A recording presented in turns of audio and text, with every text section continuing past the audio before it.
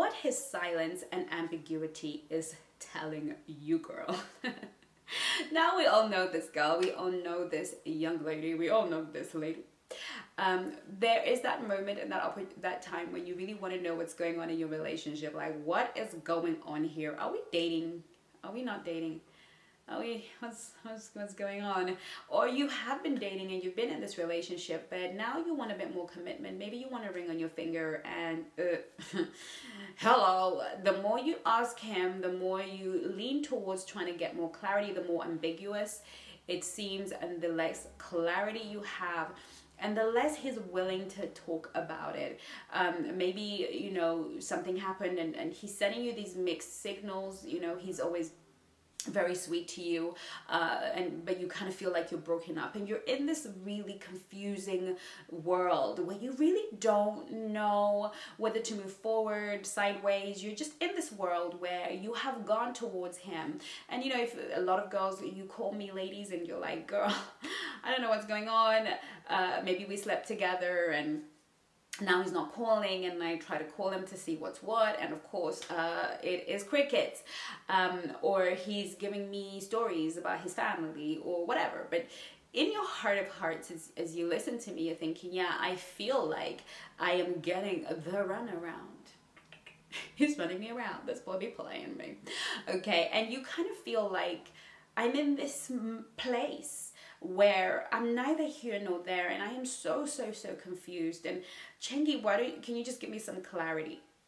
Now, obviously, there are multiple reasons why we could get to this point. Unless I hear your story and you are able to unfold your story to me one-to-one, it's going to be very difficult for me to tell you this is precisely what is going on in that situation, because situations are different with different people.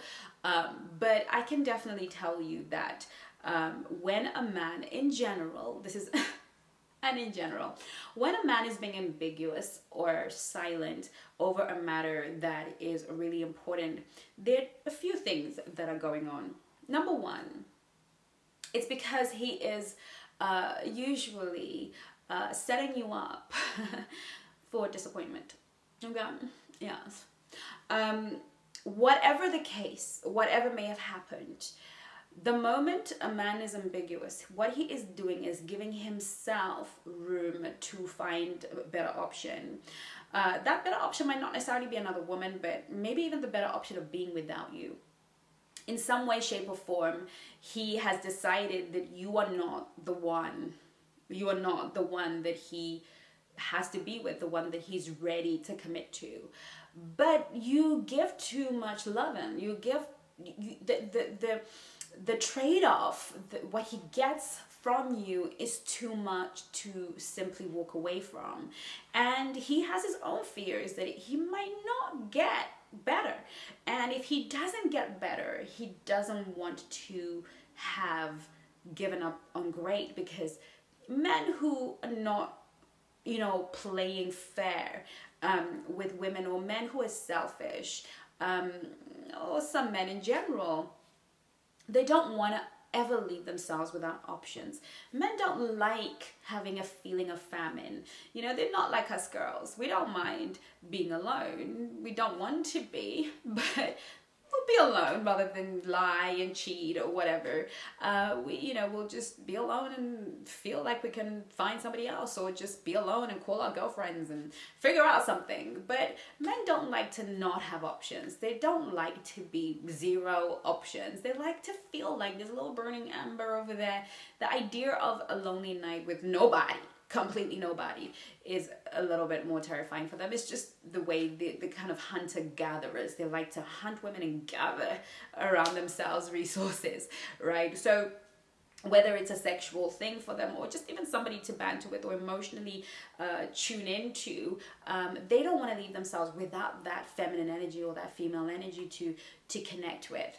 And so you very well are, kind of doing the monkey thing where he's holding on to you real tight while he's swinging for something else. So it is always going to be a huge and massive red flag. For me, ambiguity, my professional opinion and my experienced opinion, is that ambiguity or silence on a matter of commitment moving forward or clarity in a relationship is a huge, massive red flag. It's massive. It's got like a big, strong, burly man sort of waving the flag. It's not one of those little ones that you wave. It's a really big, massive red flag that you are being set up for a situation that is going to not pay off for you. Either you're going to be strung along for a very, very long time, because these are some of the stringing along mechanisms that men use, because they always throw you a bone of hope. There's always a but you never know, right? I've got to finish school. I've got to finish this, or I've got to finish doing that. And it's a little bone, it's a little sort of bone to the dog kind of thing, to kind of keep you munching on that in the hopes that, you know, something is obviously going to change between now and whenever he is ready. You know, I have had situations, unknown situations, where women were waiting in this ambiguous holding space, this holding pattern with this man, and then he marries another woman, or he's engaged to another woman, or he announces that he's been with another woman, and you don't have the other woman doesn't have a say, because he never promised you anything. He never said, yes, we're together. He always said, well, you know, something, you know, I've got things going on right now, got on my mind right now. My mom is sick, or my dad is sick. Or, I mean, sometimes the reasons are so very valid, you know, but there's still ways of being ambiguous. They keep putting you off, and then all of a sudden he comes through and he's met somebody else, and he doesn't owe you an explanation, because you accepted ambiguity. You accepted that as a reason for you to wait around, a reason for you to kind of think, okay, yeah, well, I'm just going to stick around until he gives me clarity. And he's gonna justify it and rationalize it to himself that I never made you a promise. I never categorically told you A. So if you waited for your own reasons. But I am going to absolve myself of any guilt or regret of how I handled you, because at no point did I make you an offer. So you have to really take this very, very seriously, girls. And I know it's the hardest one to detach yourself from, because the promise of something is so potent to the psyche. The promise of a thing will actually get us doing more, giving more, and holding on harder than actually receiving that thing or actually having it. The promise of a thing is so much more. So it is so much more dangerous, because we are holding on to a hope that will never be fulfilled, that may not be fulfilled. And then of course there's always that friend or always that video on YouTube where some girl held on for dear life and prayed and fasted and did whatever, and then he came around. And that is a 1 in a million story. That is the exception, not the rule. Chances of you being that girl are slim to none. 99.9% of the time he's wasting your time. 99.9% of the time he thinks that what's at stake for the both of you is the same. He doesn't realize that for a woman, we have a whole different way of measuring our time. If you want to have a family, if you want to be, to have the best chance of meeting the right guy, getting to know him, getting to a point where, you guys get married, start a family, raise your kids, you have only a certain window to get that done. Otherwise, every single minute that you're wasting waiting on some guy who doesn't know what he wants, or has so much going on, is a waste of your life. However, if you are at a point in your life where maybe in your 50s onwards, children are not really what, you don't care about a family, then of course, feel free to waste your time. But I fear that you may be actually expanding and hurting yourself more. It's really important at this point, when you're dealing with an ambiguous guy, to really have a conversation with him that is very clear. And I remember dating a guy, and we were so he innuendoed and intimated that, oh, we're gonna get married, oh, definitely I want to marry you, the girl of my dreams, blah blah blah. But then I started to see from his actions that they were not lining up with his words. Things just were not as they ought to be. And I had the conversation with him, and I said, listen, to me, here's how it is. I have a 1 year dating policy. I won't date anybody past a year without them making a commitment to me.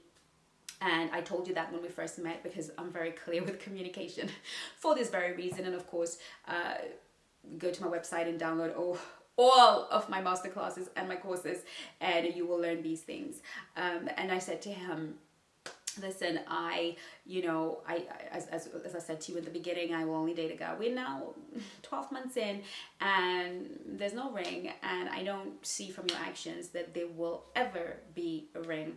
So I'm just gonna ask you point blank, are we gonna get married or not? If it's a no, that's perfectly fine. We can go our separate ways. And it's not going to be necessarily easy for me to do, but I'm happy for us to go our separate ways, and I'll start dating other people, and you can go ahead and live your best life.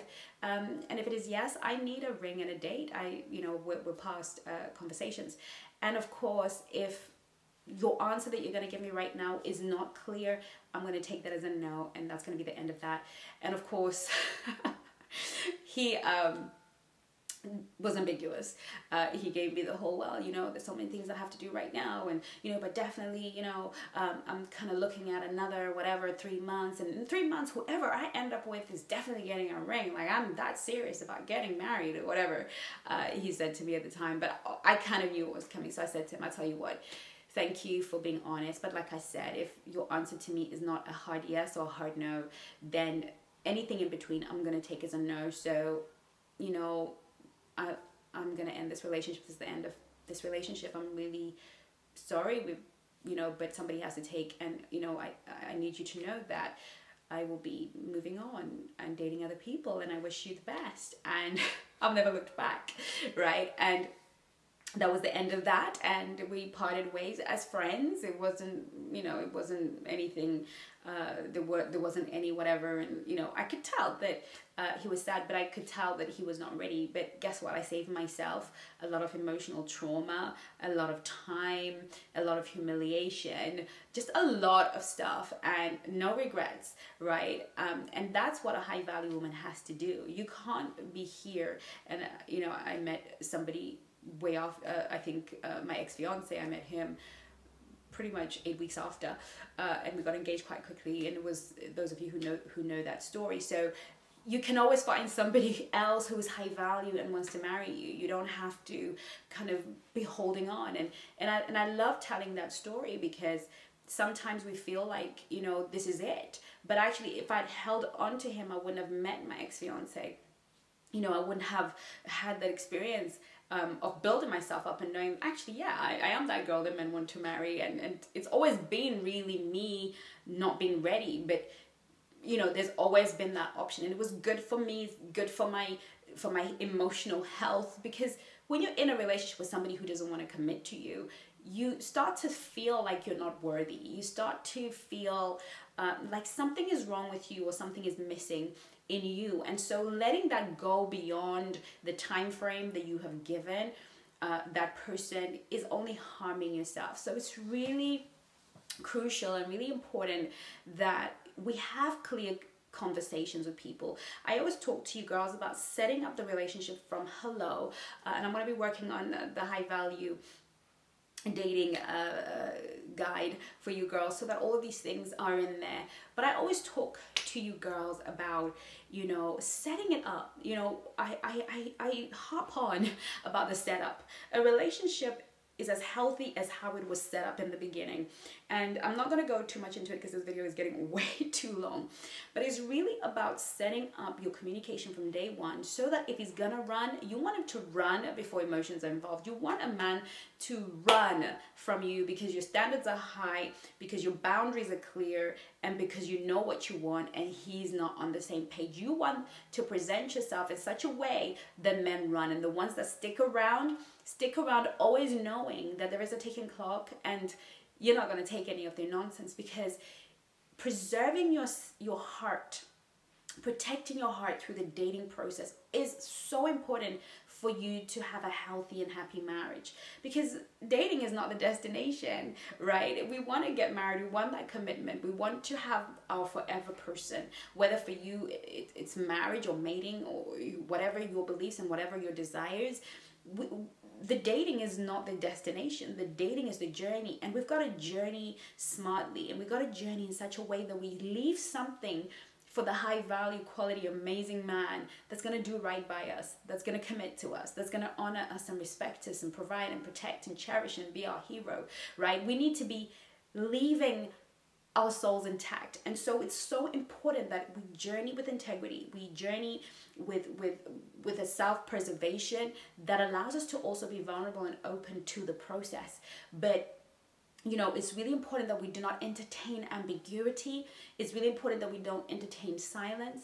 It's really important that we find the emotional intelligence and really the emotional mastery to navigate in these kind of waters. And like I said, feel free to join us at the Emotional Mastery Masterclass, where I'll be talking you through how to really master your emotions and step into your power and really be a powerful dater who brings so much value to the table and expects it obviously in return.